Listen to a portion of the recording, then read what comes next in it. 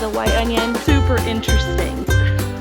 Baby bean right there. 1, 2, 3. Speaking of stout plants, like a bouquet of flowers.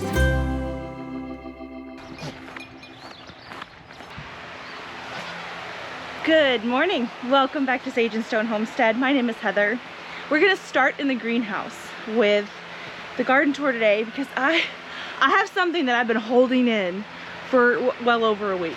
Something that's been going on in this greenhouse that I think is super interesting.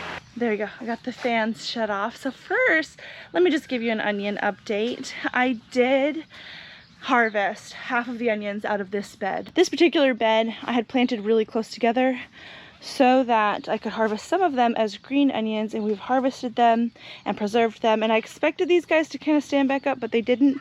They're not exactly like harvest ready kind of flopped over. They're just laying over, but the necks and things aren't broken. So that's good. I haven't noticed a ton of swelling of the bulb, but we are definitely getting to that point in the season for all these onions. These ones are red. These ones look like they may be the yellow onions. There's a little bit of swelling happening. Yeah, see that one down there? This is a white onion. It's about 2 inches wide right now, so not too shabby. This is not my first year growing onions, but it is my first year growing this many onions and growing them from first year plants. So onions aside, this is really what I want to show you guys this morning. Super, super interesting. So what I have planted here are spaghetti squash. Now, I kept this seed out of one particular spaghetti squash that stored the longest in my house. It's stored for 12 full months, which I thought was amazing. That's not normal. Usually spaghetti squash, out of all of the winter squashes, are some of the first to go bad. They don't last super long, and because that particular squash lasted long, I wanted to kind of capture that and save the seed from it. Guys, I have 3 different types of squash growing from the seed that I harvested. I've had some crosses happen on my farm before, but never like this. Oh my gosh, look at this. So the first thing that you'll notice is that I do have 2 plants that are really tall. These guys are what I think are actual spaghetti squash. Spaghetti squash is a vining plant, but some of these just aren't getting bigger than a bush. They're super healthy, putting on fruit, but I don't know what this fruit is. It's not a spaghetti squash, that's for sure. See here, this is the little baby immature squash. It looks kind of like a crookneck. And guess what my daughter grew in her garden the year that we grew these spaghetti squash? Crookneck. This one down here is also kind of growing in a bush habit, but check this out. That is also not a spaghetti squash. There's a bigger one in here. I gotta come around this side to really show it to you. Look at that. That is not a spaghetti squash, but it does look a lot like the batwing pumpkin that I grew along the lane pretty close to the spaghetti squash the year that I grew the spaghetti squash that I saved this seed from. Now the ones that look normal to me look like spaghetti squash. This is what they're supposed to look like when they're babies. Little green oblong fruits that eventually turn yellow, but they stay this light green for quite a while, and they do grow in this habit. So all of the squash mentioned are part of the same type. There's like 3 different, maybe more, but there's at least 3 different types of squash in the squash family. There's cucurbita is the squash family, and I believe it also encompasses things like melons and cucumbers. Correct me if I'm wrong, but all of these are cucurbita pepo, P-E-P-O. There's cucurbita mishkata and cucurbita something else.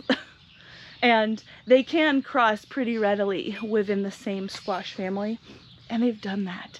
And I think that is so interesting. And it's not just squash that grew pretty close to each other. I mean, my daughter's garden is 150 feet from where these grew, but bees, they don't care. They fly well. They fly 150 feet really easily.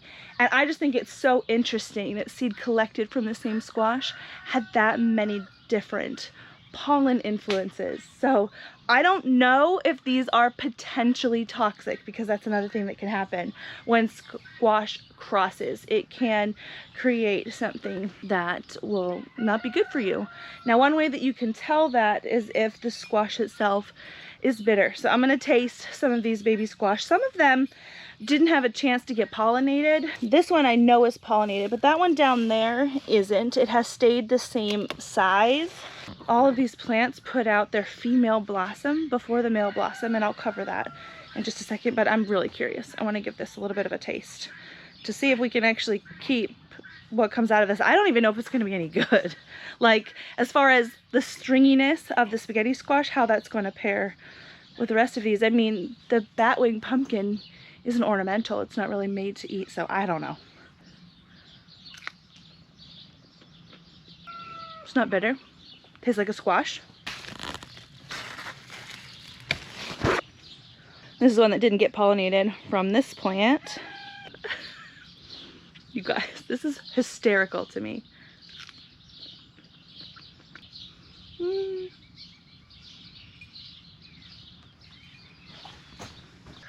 That one was questionable. Dang it. Oh my goodness.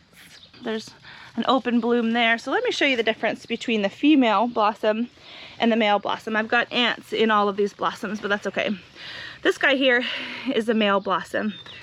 He has the pollen on board, and one of the easiest ways to tell, besides what you see on the inside of the flower, is what you see at the base of the flower. With male blossoms, you don't really see anything. It's just a stem. And with the female squash blossoms, very often you will see kind of like a miniature of the fruit that is to come at the base. And this is what the inside of that looks like. Those are the pollen acceptors. I know there's a botanical name for it. I don't know what it is, but I still have a little bit of the aftertaste of that squash. This is the first time I will have actually had a squash cross be toxic. And it's not, I spit it out, just so you know. I didn't put that on camera. Yeah, I'm gonna go get a drink and then we'll continue. You take a bite of it and it just gross.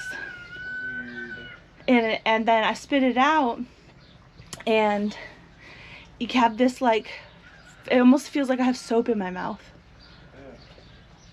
I've heard that if you grow toxic squash, you're gonna know it because you're not gonna want to eat it.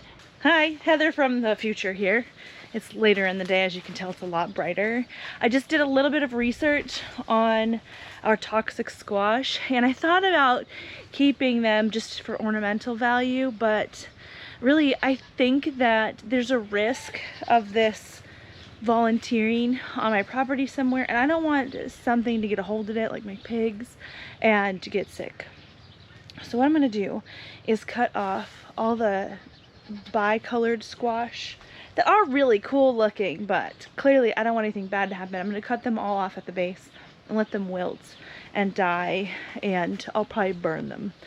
I might be able to compost them. I haven't looked super far into that, but I am also curious to pick off, it's kind of sad to do, but I want to know if these guys, these that look like spaghetti squash, are worth growing too, because I don't know if they had, you know, some kind of influence potentially from one of the other squashes. This one's okay. The spaghetti squash ones. And this little one that looks kind of like a crookneck. Those are okay. The other ones are not okay. It is kind of a bummer. I do have this volunteer tomato over here that I allowed to grow, and so when this dies back and I pull it out, I'll just train this tomato over this way and that'll be okay. I did kind of need a new spot to grow my gherkins, and we'll get to that later on in the video, so maybe it all works out. All right, back to talking about everything else going on in here. My peppers, I did go to the greenhouse and buy an extra jalapeno pepper. It's this guy right here. The other 4 jalapenos are like a monster jalapeno. I bought the seed from Botanical Interest, and I have topped these peppers. When I talked about topping peppers in my last garden tour, somebody made a really great point. Topping your peppers does set them back a little bit in their growth timing. When you top a pepper, you just pinch off literally the top of the pepper, and that stops the growth point growing this way. So you get a shorter, bushier pepper because in response, the pepper puts out all these little suckers and you get a more compact plant with more branches and potentially more fruit. But if you're growing in a cooler season climate and you've got a shorter season, this does set the plant back a little bit while it focuses on some regrowth, and we will get our flowers and fruit later. That's okay for me here. We have a really long growing season, plus I'm growing in the greenhouse, which extends my season. But if you do live in a short season area, that might not be something you want to do. I guess unless you started your seeds early and your plants are pretty big by the time you put them out, but just PSA. I just noticed an onion flower over here. I have not seen very many of these. I've been cutting them off. This particular bed, I planted the onions real close together. They're in groups of 3. And this bed is smaller anyway. The onions are smaller because this bed, I forgot to put the irrigation tubing back in it for a couple of weeks. So they didn't get a lot of water, but they'll be fine and they're growing well. I have forgotten to update on this pepper in the last couple of garden tours. This is another hot pepper that we're growing that one of my friends sent me the seeds for. And this little guy is a cross between a jalapeno and a habanero. This is gonna be our hot sauce pepper this year. And it grew in kind of a weird way. I never topped it, but normally plants seedlings. They've got their 2 seedling leaves that they will put out. Of a lot of plants have 2 seedling leaves. Some don't, but a lot do. And then all the other leaves that come out of the center as the plant grows come in pairs. This one only sent out 1 true leaf. So you've got the seedling leaves and then the true leaves come. It only sent out 1 true leaf. And I was a little bit worried that it wasn't going to grow at all. I believe this is the 1 true leaf that it sent out. But then it did send out some branches. Can you see how it's growing there? It's really weird, but we do have these branches. So I do think this pepper is gonna grow and we will get fruit. So that's good. I planted that a little bit later, even for my season, and I hoped that it would be okay and I wouldn't have to try to replant, but I think it's gonna be all right. Our cucamelons have reached the trellis. They are shaded in the morning time, but they get plenty of sun throughout the rest of the day. And see, we've got our tendrils attached to the trellis. This guy's kind of reaching. I will kind of bend these back towards the trellis to encourage them to grow upward. We've got the 1 plant here, and then this guy is finally growing and catching up. See how cute that is? That tendril just grabbing on and dragging it close to the trellis.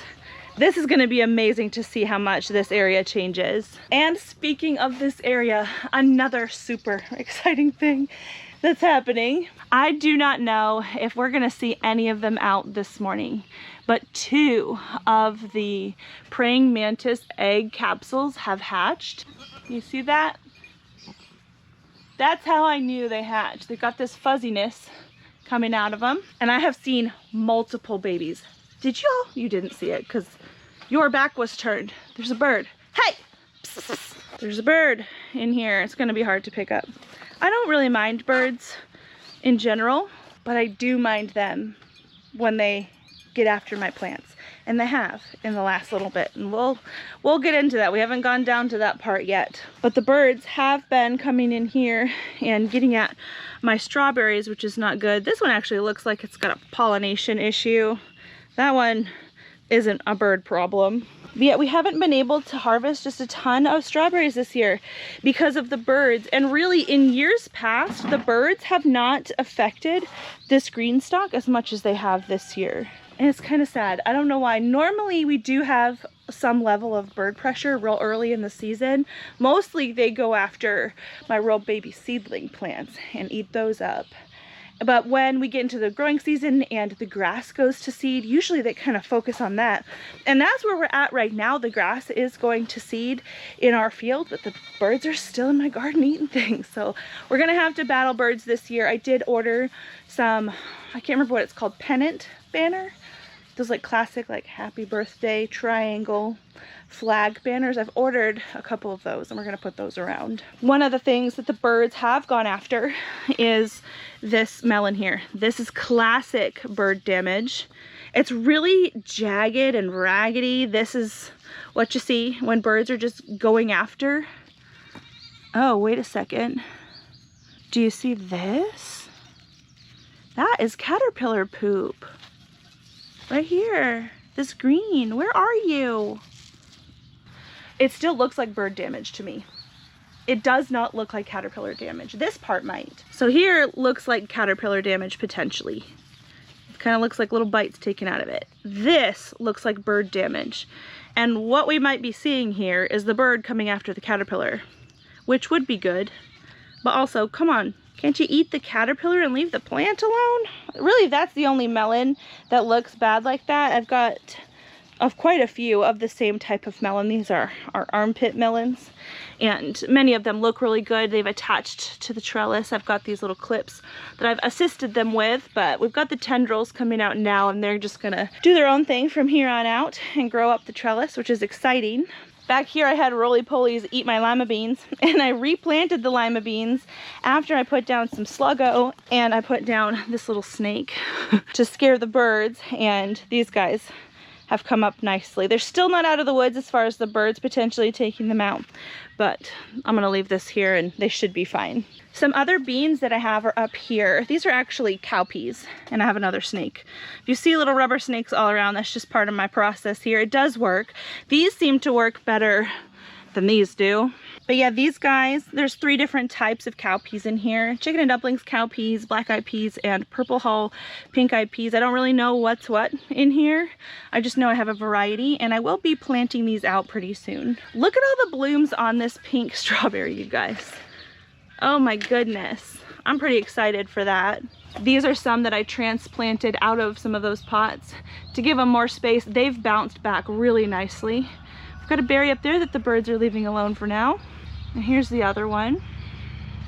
I talked in the last garden tour about how I needed to harvest and preserve from the herb green stalk. Right after I said that, we had a goat get sick, and I focused a lot on trying to heal that goat. I focused just a lot of my mental energy on her. It's not that I had to do a lot with her physically, but I couldn't focus on something like this, so I didn't. And it's pretty wild. I haven't harvested the chamomile in a long time. I do have one of those berry rakes, and I wanted to see how well that would work for harvesting larger amounts of chamomile. So I think I'm gonna go get it, and we're gonna test that out and see how it does. Cool.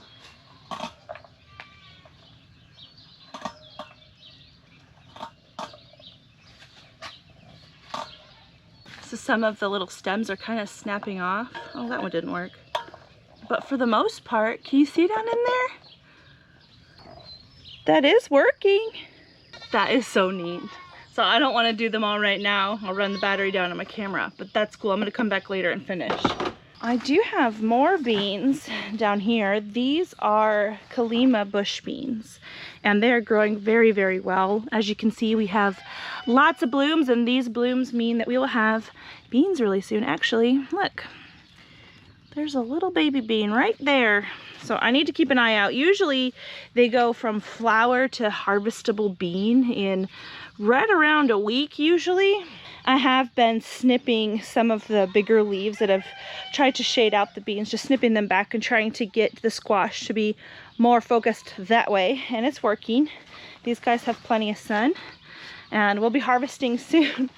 This, ugh, that's kohlrabi trying to come back. Lots of flowers, so lots of beans soon. I've got those down there, they're the same type. Here's the status of the peaches. Getting bigger by the day. They look good. This peach tree actually has another one of those egg capsules. This praying mantis egg capsule right here. That one doesn't look like they have emerged yet. The tomatoes that we have in here are doing well. These are Sweet Million. We bought these locally, and we've got some little flower buds starting, and I have started attaching them to the trellis. I've been using those tomato clips. I really like them. They are reusable. I do have one of those. It's over here, the tomato tie tool. I like this too. I ran out of staples. This guy, I used this a lot last year. I either ran out of staples or I lost them. I've got to order more. This past week, we have put some bags on the lane, these grow bags. This is where I'm going to be putting those cow peas. They're gonna grow up along the trellis here like they did last year, except this year they're gonna be growing in bags instead of in ground. I'm tired of trying to grow in ground.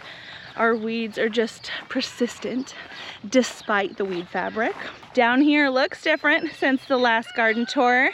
I got my slicer tomatoes planted out. I've got these cages over them for the birds because I used to have gherkin cucumbers down here and now I don't. Initially I wasn't sure what was going after my gherkins. Thought maybe it was a rodent. And then it became very obvious that it was birds. So thankfully I had tomatoes to put in their place. And I will still grow gherkins, but I think I'm gonna grow them in the greenhouse later in the year. So down here, I have my favorite slicer tomato.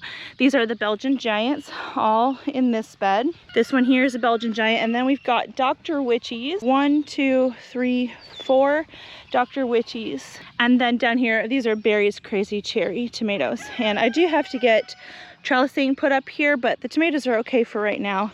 They're still pretty small. My pennant banner is supposed to come today, I think.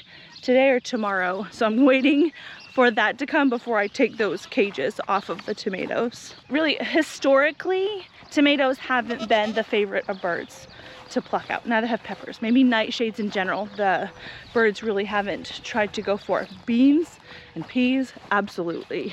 And apparently cucumbers. My multiflora rose is basically done blooming. There's a few trying to bloom, but right now it's gonna be working on rose hips. Now let's check out the kids' garden. Their plants were transplanted a couple weeks ago. Some of the kids take better care of their gardens than others, and that will be evident here. But they've got some peppers growing. The peppers had started looking a little bit yellow, so I did come through with them and put down some granulated fertilizer. These are also Sweet Million cherry tomatoes, and his look a lot bigger than mine. Bentley has some cucumbers down here. I don't remember what types we planted. He has a couple peppers, but he wasn't as great about watering. Addie has some zinnia down here. That's a slicer tomato, I forget what kind, and then a cucumber as well. That's a dragon's egg cucumber. But look at this. This is their volunteer ground cherry bed. There are tons and tons of plants in here. This could probably use some thinning, but I think what we'll do is actually just kind of leave this and let the bigger plants take over and just naturally shade out the smaller plants. Isn't that crazy? They have some volunteer ground cherries over here as well. This is where they've got cucamelons growing. Now, cucamelons do take off kind of slowly, and they are doing just that. They've got a few more leaves than they did when we put them in. I'm sure the kids will come by and water today. There's actually 2 cucamelons, one there and then one down here. And their green stalk is looking good. We never actually picked up plants for some of the pockets that were missing, but it looks like the kids have started to kind of guide some of these strawberry runners into different pockets, and this is a great way to fill out a green stalk. So yeah, we can take this runner here. That's a ground cherry volunteering in there. They may want to leave that, but if we can just guide that runner down in, that will fill that pocket. Oh, maybe we'll do this. There we go, because that one has nothing. This one has a ground cherry, somehow. Yeah, they've got their own little berries growing. Somehow the birds are leaving this alone. I won't complain. We're gonna come into the perennial garden from a different angle than we normally do, because I need to show you all of the blackberry flowers. Now, they don't necessarily bloom for very long, and once they get pollinated, the blooms die back pretty fast. So these are actually not in peak bloom right now. We do have a couple buds here. But yeah, the blooms that are here are turning into berries quite rapidly, which is great. Now, berries, especially berries with canes like this, you'll see a lot of advice out there on the internet about how to take care of them. And it's very, very picky. And when I was growing up, I grew up right next to a really big blackberry patch, and we didn't do anything with it, and it just produced and produced and produced. That's what I'm doing here. And it's fine. I want to let you guys know that if you have the space to let a blackberry patch do this and you don't mind the chaos, these are thornless. That does help. They'll produce just fine. If you feel like you want to thin them out, you don't necessarily have to do that at any point in the year. There's not like too late to take out parts of the plant that are not productive. Actually, what goes on very regularly here is the plants that are no longer going to produce, they just don't make any leaves. They don't make any fruit. They're actually dead. See that in there? It's just woody. And eventually what is going to happen is, because this is dead and not drawing nutrition, is the roots that are holding this into the ground will eventually die back, and I'll just be able to pull that out and I don't have to guess. Now I know there are ways to go through your blackberry patch and find out where the berry trusses were and cut those out or whatever. I just don't worry about it, and it hasn't been a problem. And I hope to encourage some of you that if berries seem intimidating because you see all this advice about how you need to prune them correctly, you can, but you also don't have to in order to get lots and lots of fruit. Y'all just wait. Let's check out the potato bed first. So I had an initial flush of potatoes because those guys actually took when I first planted them. They have flowered, which is very cool to see. Potatoes are a nightshade, and so they look a lot like pepper flowers. These have kind of gone by at this point. The ones that are bigger were planted earlier, and then I did come back after I put this grate over the bed. My cats were getting in here and digging. I did come back and put in some more potatoes. So these guys are smaller, but they're growing. And I also have this volunteer squash. This is a bush variety of something. I don't know what yet. I've been trying to see if I can tell by looking at the flowers, kind of like how I showed you in the greenhouse. But so far, all I see are male buds. I don't see anything obvious as to what type of squash that might be. It is a bush variety of something though, and I'm guessing it's a patty pan. The bee balm is looking really lush.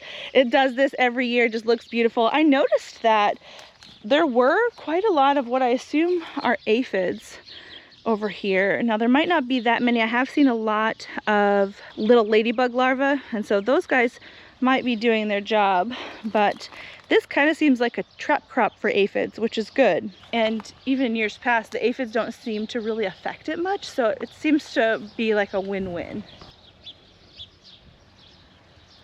Probably time for me to take the cover off of this poor tomato, let it stretch its legs. I've taken most of the covers off of the tomatoes out here because, as you can see, they are growing quite robustly. What I have out here are mostly heat master tomatoes, and a lot of them actually have little buds starting.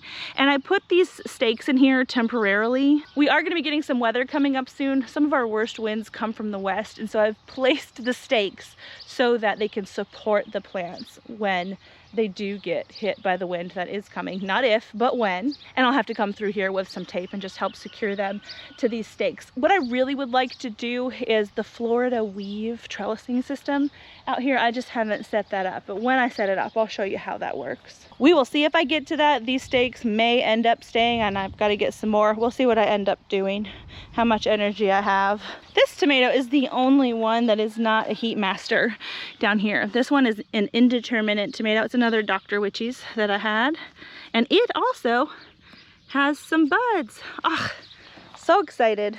I haven't really pruned my tomatoes or anything yet. There hasn't been a need to. This is one of the biggest heat master tomatoes that I have right now, and it's very stout. Like, look at this plant. Check it out, look how thick it is. That's amazing. Speaking of stout plants, check this out.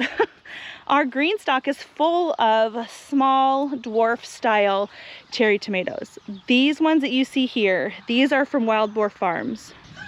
And they also have some blooms. Some of these have opened, so I'm sure there's some green fruit in here somewhere. This one was called Raspberry. This one is the Limelight. This one was Dynamite Delight. All of the bigger looking cherry tomatoes that are over here, they're all from Wild Dwarf Farms.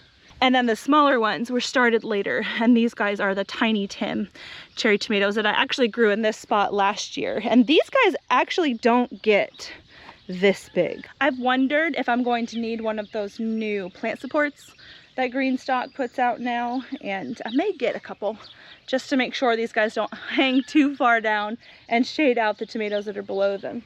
Our Peruviana zinnia have germinated, and those are going to be really pretty. I just had a few empty pockets in here. This entire arch over here I have left to the volunteer plants. These guys are sunflowers, and they volunteered here. I'm actually very shocked that we have not seen volunteer loofah. This is a loofah gourd that grew here last year. I harvested and processed tons and tons of loofah last year, to the point where I got tired and knew that it was fine to leave them in the bed and let them just potentially reseed out here, but also feed the bed and provide organic matter for the microbiome that's in here. But I'm really shocked we haven't seen volunteer loofah. But we do have these volunteer sunflowers, which I know are going to be gorgeous.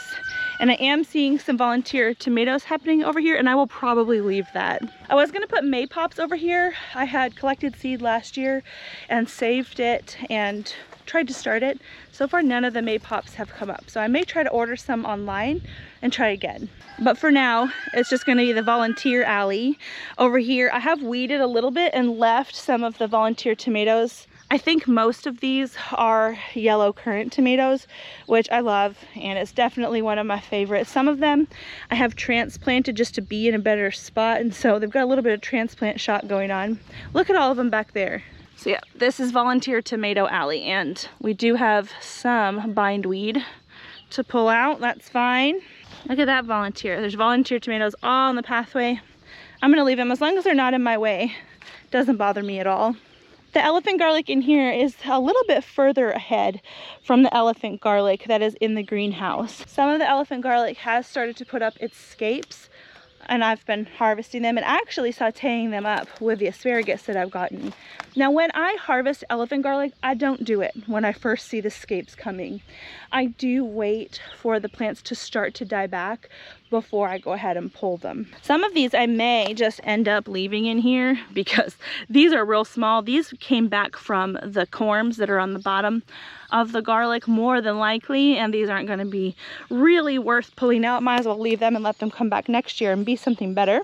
Our two cabbages are actually starting to head up. I have seen a couple cabbage moths come around, and they are probably here. You can see little tiny holes right there. I haven't seen just a lot of damage from the cabbage looper, and that might be because of the birds. We also have a lot of wasps around here, and wasps will also come and take things like caterpillars and slugs and whatever off of your garden. So these things are a pest to a point, but they also are beneficial to the garden. So I wasn't sure that these guys were going to produce, but it looks like they're trying, so I'm gonna let them. I had to actually put this stake here to push that cabbage that way so that my tomato could get some light. The Callaway Golden Chamomile has finally started flowering. We're getting new flowers every day. This is actually my cat's favorite place to lay down. You can see where they've come through and just found a lovely shady place to spend the afternoon. That's okay. The cats is the reason that you'll see random things laying in the bed, like bricks and fencing and logs. They do have their own sacrificial bed that I let them dig and do whatever they want in, and I'm trying to train them to go that way. And so far, I think it's working. They're doing a lot less digging when I blocked off some of their previously favorite spaces and then keep setting them in their sacrificial bed. I think they're learning. And so that is what this is about. Now, this is a pepper that I bought just to fill this space. The space was empty. And this bell pepper I would like to top just to show you how that works. So you can see that this pepper has quite a lot of foliage. It actually does have some little blooms coming in the center here. We are going to sacrifice that and take the top of this plant off, leaving quite a lot of foliage underneath.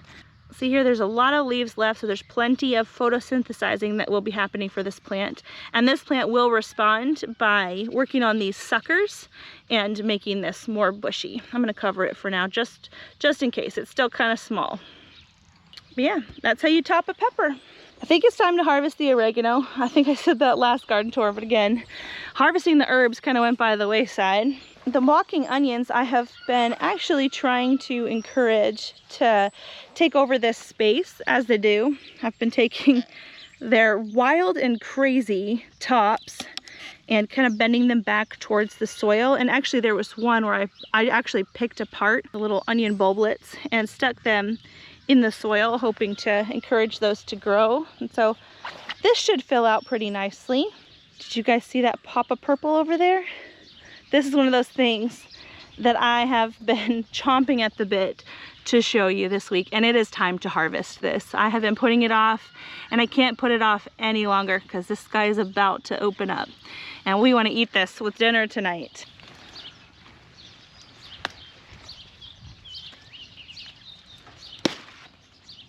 Isn't this beautiful? This is the purple of Sicily cauliflower. technically a cauliflower. It has the texture of broccoli, in my opinion. It's a lot like broccoli. And this is probably one of the bigger heads that I've ever grown. There's actually 3 plants down here, and this is the one that's the overachiever, apparently. It's like a bouquet of flowers. Ah, so pretty. There's this one here, which does look like it has some cabbage looper damage. You can see these holes here. Oh yeah, see those little green wormies? These are cabbage loopers. I don't think I'm gonna worry too much about that. There's another cauliflower down here. This one is getting kind of shaded out by the dill. It's a little bit smaller. Normally for things like cabbage loopers, I treat with BT, and I will put that in my sprayer and spray the plants, and it's organic. But what it does is it affects the cabbage looper's ability to digest food. And so they'll eat a little bit of the plant in order to ingest the BT, and then they die. Now we are expecting like a week's worth of rain starting tonight, and so treating them with BT isn't really going to work. Maybe it could, like maybe the cabbage loopers could eat enough to be affected before we get the rain. But also we're just in tomato season. I don't have a ton of these kinds of plants that I'm really worried about getting something from. I'm in the spring and summer mode, so if the cabbage loopers want to take over those few plants, I'm fine with it. Oh, are you reading about books? Hello, I'm putting this inside. Does it smell good? Sir?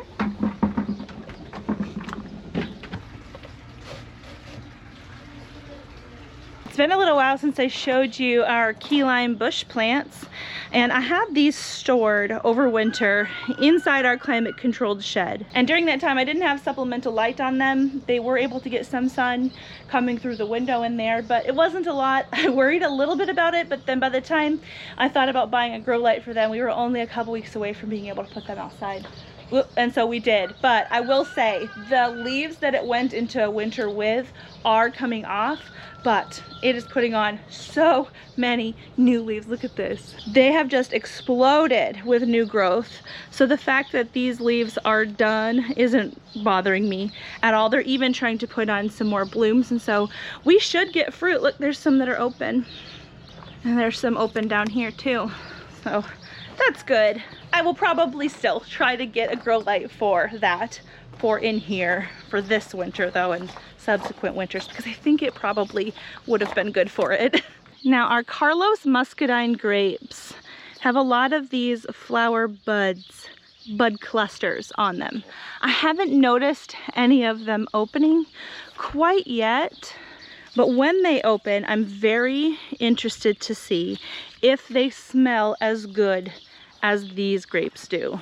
Back over here, I have Sunbelt grapes. These are a Concord variety, and they are purple when they mature. Now we haven't gotten any mature grapes off of these yet. This is our second year with them. But see how cool that is? That is so interesting to me. It doesn't even really look like a flower, but that's the flower. And the way these smell, you guys, it's like heaven. So I think a lot of you who live in the South, you know honeysuckle smells really good. This is like 10 steps above honeysuckle. It's very reminiscent of honeysuckle, but oh, I just can't place it. It is so good. If you're growing grapes, you probably already know about this, but if it's your first year with grapes and they haven't opened yet, please, when they do open, give them a sniff. Now, very likely, this is something that I am going to have to protect from the birds as well. I do have some like tool bags that I plan to put around them to help protect them, but I want them obviously to be open to the pollinators right now. It's actually one of those things where I'm not entirely sure that grapes need a pollinator. I'm assuming that they do, but some plants don't. Like a lot of nightshade plants have everything they need to pollinate themselves, and all they need is a good breeze to pollinate. I don't know if grapes are the same, but just in case, I'm leaving them open for now, and then I will put the tool bags over them later. At the base of this muscadine, I have a volunteer squash that I'm watching pretty closely. I had to put some logs around it because the cats were digging, but I don't know if this is a Dutch fork pie pumpkin or if it is a tromboncino squash. It could be either one. The leaves on this plant look different than the leaves on that potential scallop squash that's over here. This guy, they've just got a different look to them, a different shape and a different coloration. So I've got high hopes for this guy. I'm just gonna let it sprawl out here. So we'll see what it does. The asparagus bed is looking wild and crazy. Asparagus does this, but also look at all the weeds. See, I had that week where I was worried about the goat and did a lot less weeding, but I will also say the mulch that I put down in this bed was mulch that I left out on my driveway for like the whole summer and the whole winter. And some of the bags did break open a little bit, and I just grabbed the mulch off of the ground essentially into buckets and brought it over here for the most part. I brought over some weed seeds for sure. So that's kind of a bummer. I'm trying not to worry too much about it right now. There's actually, I've been seeing some dill in here. It's a little bit hard to tell the difference between the dill and the asparagus, but you can kind of tell there. The asparagus is a lot more wispy, and obviously the dill is gonna smell like dill. That's dill, and I have pulled out a couple of tomatoes as well. Holy moly, look at this guy. Oh my gosh, look at that. That is massive. Oh my gosh. Oh yeah, speaking of tomatoes, look at this. This is the asparagus bed, and I don't really want these guys here. I love these tomatoes. These are probably the yellow currant tomatoes that volunteer all over the place. So I've got a lot of them already, and I've actually got one here that I'm babying with this trellis. So that is the tomato that I'm allowing to stay. But these guys, they need to go. They're gonna take too much out of this bed. Really, all the weeds need to go, but I'm not worrying about it right now. Maybe if I've got some breaks in the rain coming up, I'll worry about it. Another thing that kind of looks like asparagus, kind of looks like dill, but isn't either one of those, is cilantro. That's what this is. This cilantro is actually trying to go to seed. Cilantro is one of those things that I rarely have to plant here anymore because it does volunteer back all the time. Because it's going to seed, I think I'm just gonna leave it and let it. I do have some cilantro from last year still. And there's a little bit left in the cat's sacrificial bed. I did try to plant this out with cilantro, but only a couple plants survived. I'm gonna leave this. But are you guys noticing something that's different from last time? We are so close to having elderberry blossoms on this giant elderberry bush. This is another one of the areas of the garden that's going to smell spectacular when these open. Not long at all. Oh look, this is actually cilantro that's flowered. Isn't that pretty? They're just so delicate. So what's gonna happen is all of these will get pollinated, and it's actually going to make these little berries, these little bulblets. I don't know if, yeah, that's what these are. They're just not matured yet. These little guys will swell up and then dry, and it's actually the spice coriander. So we may collect some of that. I haven't made many recipes with coriander, but I have seen recipes for like coriander bread, and I'm intrigued. Here's another spot where I'm gonna need to put some bird scare things in. I did grab one of these pinwheels and stick it here just in case, but the blueberries aren't quite ripe yet. They are very numerous though, and I imagine the birds are as eager for them as I am. I could put some of the tool bags over these as well. It might be a good idea. I'm a little bit worried about putting a lot of them on and then having the rain weigh them down and breaking the plants off, so I've left it for now. There are actually covers that you can get for these kinds of beds to help keep out things like, let's say I wanted to grow brassicas in here and I wanted to keep out cabbage loopers. I could zip it shut and keep out the cabbage loopers, or I could use that netting to keep out birds. We'll see. I may end up getting one of those. The thing is that these blueberry plants are probably going to get too big for that kind of a system. I could prune them down though to keep them manageable to get any fruit at all if the birds become a big problem here. I think that we have had lizards going after the strawberries in this bed because we haven't gotten a lot of these either. See that? The kids have said that they have seen quite a few lizards around here. So I don't know, it's not been a great strawberry year here. I did finally fill this bed and I've got the grate over it for now to keep the cats out, but this is where I plan to put my roselle plants. I've got 3 that are going in over here.